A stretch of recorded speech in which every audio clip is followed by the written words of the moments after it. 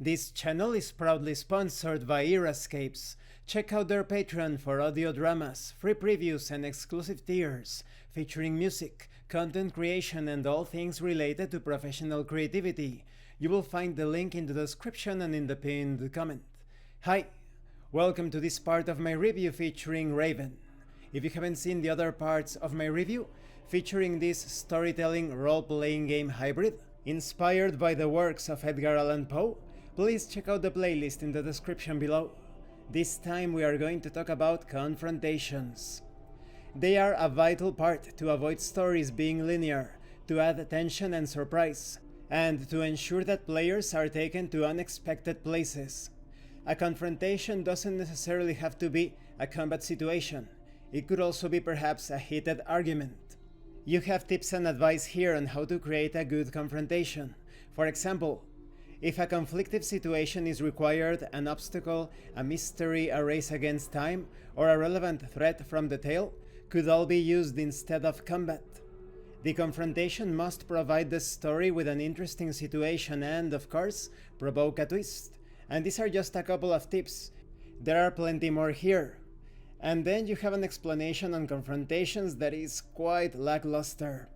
Of course, in Raven you don't use initiative or tactical positions, and you don't write notes or use maps and calculations. This storytelling role-playing game hybrid is quite different. You have the same structure, but handled in a different way. There aren't turns either. When there is a confrontation, it says here, the Tenebrous Voice or Game Master will ask what the Corvus characters want to do. Okay, you're not having a conversation at this moment. This is roleplay. This can be handled through roleplay. This should be handled through roleplay. So you don't need to ask the players anything. You need to make sure that the confrontation is clear to everyone. Perhaps you could even announce it as a confrontation has begun, as simple as that. And you don't need to ask anything. The players will describe their actions, as simple as that. Once again, take a look at my actual plays. I never ask players what they want to do in combat, and remember one of my popular sayings, it's not about what you want your characters to do, it's about what your characters are doing. So just describe your action in the present, in the now, that's it. Then you resolve the confrontation. However, unlike many other tabletop RPGs, you don't describe things in a single action. It's not about you attack with this weapon at that enemy's section of their body. You don't jump through the window. You don't pick up the object. This is more elaborate here. It is encouraged that you actually describe an entire sequence of actions, such as I pull out my gun and knife and shoot at the enemy in front of me and approach with the knife if necessary if the enemy survives the shots. And then, in most cases, a single roll decides the entire situation, the entire outcome.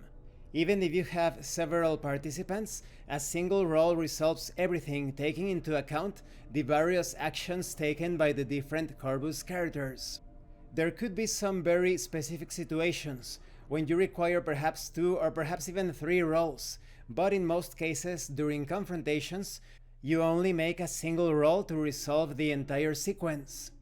And this concludes this part of the review. In the next part we are going to talk about After Effects. I like the way that confrontations are handled in this tabletop RPG storytelling hybrid. It reminds me a bit of the way combat is solved in the quick and classic tabletop RPG. But as a game master or Tenebrous Voice, you definitely need to make it clear that a confrontation has begun, because a confrontation moves more towards the role-playing side of this tabletop RPG storytelling experience. There is still a semblance of storytelling, but not as much when compared to the other situations.